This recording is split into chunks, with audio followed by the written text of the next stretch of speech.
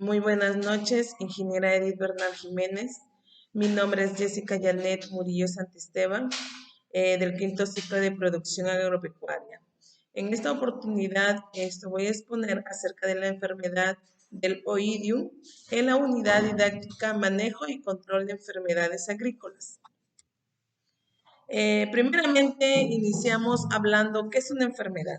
Es una enfermedad, bueno, lo conocemos mayormente, definimos que es la falta de crecimiento en la planta y poca producción en el cultivo al momento que vamos para la cosecha, ¿no? Entonces, para que la enfermedad llegue a realizarse o llegue a ser una enfermedad en el cultivo o en la planta, debemos tener nosotros el triángulo de la enfermedad, el conocido triángulo de la enfermedad. Como por ejemplo, primeramente tenemos que tener el agente patógeno, después del agente patógeno tenemos que tener la, el ambiente, luego del ambiente tenemos que tener el huésped. ¿Para qué? Para que ello se llegue a realizar.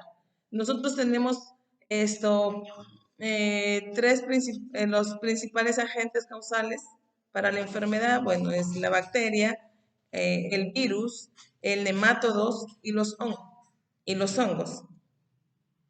Vayamos a hablar un poco más de la enfermedad del oidium. El oidium, también popularmente llamado como ceniza o blanquillo, que es común aquí que lo llaman también en mi zona, ¿no? Que mayormente lo encontramos en el cultivo de moquegua o conocido como boca negra también, en el cultivo del algodón en esta zona, ¿no? Los encontramos en las yucas, en el cultivo de yucas, en el cultivo de uvas. Rara vez y pocas veces lo encontramos en el maíz, ¿no? En esta, mire, voy a presentar eh, la enfermedad del oidio. Llena la hoja, llega, esta es una hoja de moquegua, la cual está toda blanca, ¿no? Como una ceniza, llega a coger todo y lo cual después va a ponerse la planta de este color amarillenta, ¿no? Ya va matando la hoja y poco a poco se va a ir secando. Acá tengo una hoja también más clara, ¿no? De la que cómo ataca el oidium a los cultivos. Y también a los ciruelos. Aquí tengo una pequeña hoja de ciruelo, de planta de cultivo de ciruela, que también lo ataca el oidium. ¿No? Esta enfermedad suele aparecer siempre en el tiempo de en climas húmedos e incluso llega también en el verano, posiblemente también llegue en el otoño. Vamos a ver cómo ataca, ¿no? Cómo ataca el oidio en los cultivos.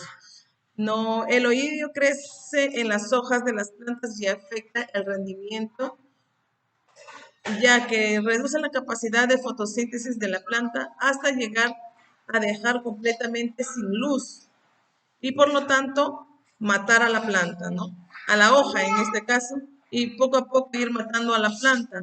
El oído puede afectar en plantas ornamentales como rosas, rizomas, en este caso que le estoy comentando ya, en las plantaciones de yucas, en papaya, también en los cultivos de arándanos, ¿no? Hasta en los cultivos por ejemplo, de espárragos también he logrado obtener la información, ¿no?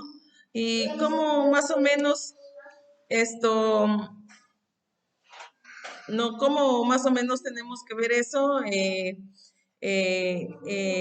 tratar de combatirlo, es con el azufre, ¿no?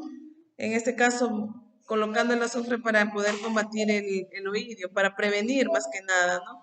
¿Y cómo podemos nosotros prevenir esta enfermedad para que ataque aquí en los suelos? Bueno, primeramente tener un buen manejo de cultivo, ¿no? Ir directamente, nutrir el suelo, que nuestro terreno tenga un buen drenaje, ¿no?